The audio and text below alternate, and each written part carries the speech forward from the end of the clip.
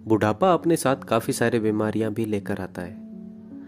उन्हीं में से एक है ऑस्टियोआर्थराइटिस, जिसे आम भाषा में घुटनों में ग्रीस खत्म होना भी कहते हैं। तो आज बात करेंगे कि ये है क्या, ये क्यों होता है, इसके लक्षण क्या है और क्या ऑपरेशन ही इसका इलाज है। और बात करेंगे कुछ होम्योपैथिक दवाओं की जिनमें ये रोग जड़ से ख़त्म हो जाता है। और बात करेंगे कि इसमें क्या खाना चाहिए, क्या नहीं खाना चाहिए और इसके अलावा भी हमें किन किन बातों का ख्याल रखना चाहिए।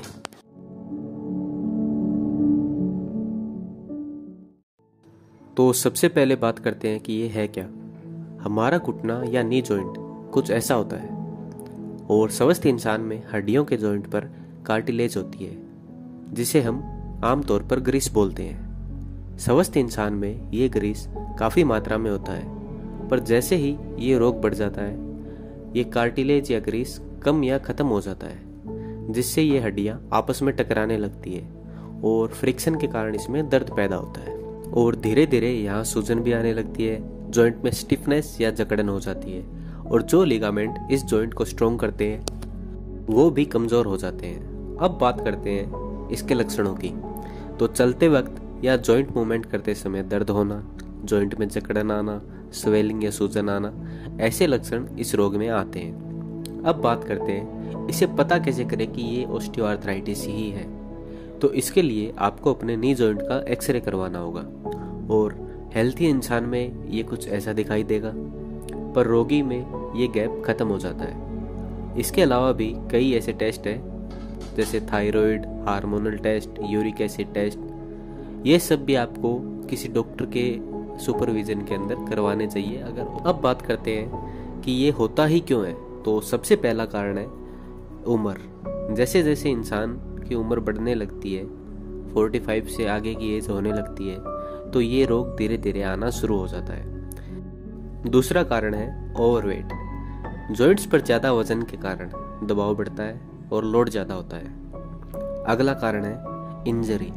पुराने समय में जॉइंट लिगामेंट में या किसी टेंडन में डैमेज हो तो ये भी आगे जाकर ऑस्टियोआर्थराइटिस जैसी कंडीशंस को बढ़ा देता है। इसके अलावा डायबिटीज या हार्मोनल डिसऑर्डर वाले रोगी को, रूमेटॉइड वाले रोगी को भी ये रोग हो जाता है। अब बात करते हैं कि रोगी को क्या क्या करना चाहिए। सबसे पहले तो अगर वो ओवरवेट है तो अपना वजन कम करो। खाने में दूध, दाल और ऐसी चीज़ें लो जिनमें कैल्शियम और विटामिन्स भरपूर मात्रा में हो।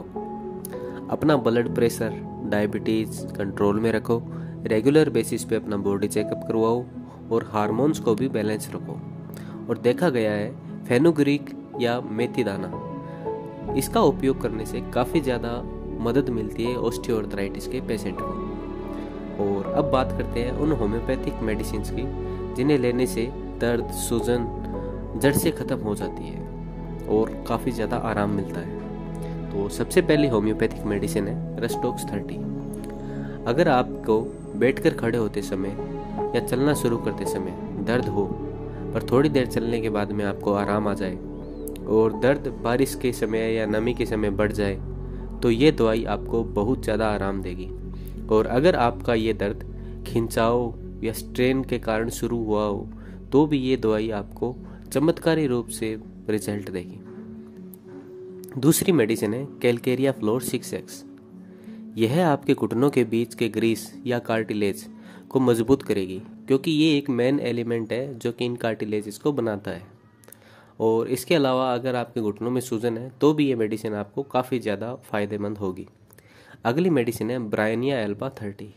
अगर जॉइंट में दर्द ज़्यादा चलने से हो या स्वेलिंग हो, जॉइंट में जकड़न बनी रहे और सीढ़ियों पे चढ़ते वक्त मुश्किल आए, तो ये दवाई आपको काफ़ी ज़्यादा फ़ायदा देगी। अगली मेडिसिन है कैलकेरिया कार्ब 6X।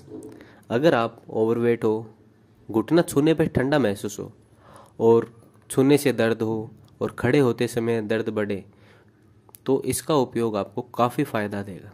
इसके अलावा भी काफ़ी सारी ऐसी मेडिसिन है जैसे रूटा, सल्फ़र, पल्सेटिला, बेंजोइक एसिड भी इसके इलाज में काफ़ी काम में ली जाती है। कुछ बातें दवाई लेने के बारे में समझा देता हूँ ताकि आपको ये कुछ चीज़ें याद रहें और ध्यान में रखनी होगी आपको ये दवाई लेने से पहले। तो आपको दवाई लेने से पहले या बाद में आधे घंटे तक कुछ नहीं खाना है और कॉफ़ी का सेवन बंद करना होगा जब तक आपको ये ट्रीटमेंट चल रहा होगा, जिससे आपकी दवाई अच्छे से अच्छा रिजल्ट दे पाएगी। और दवाई की बूंदें मुंह में डालकर उन्हें 10 से 15 मिनट तक मुंह में ही रखनी है और उसके बाद ही निगलना। इसके अलावा अगर आपको हेल्थ से रिलेटेड किसी भी प्रकार का सवाल हो तो आप प्लीज़ कमेंट करें। मुझे आपके कमेंट का जवाब देके काफ़ी अच्छा लगेगा। और वीडियो देखने के लिए थैंक यू।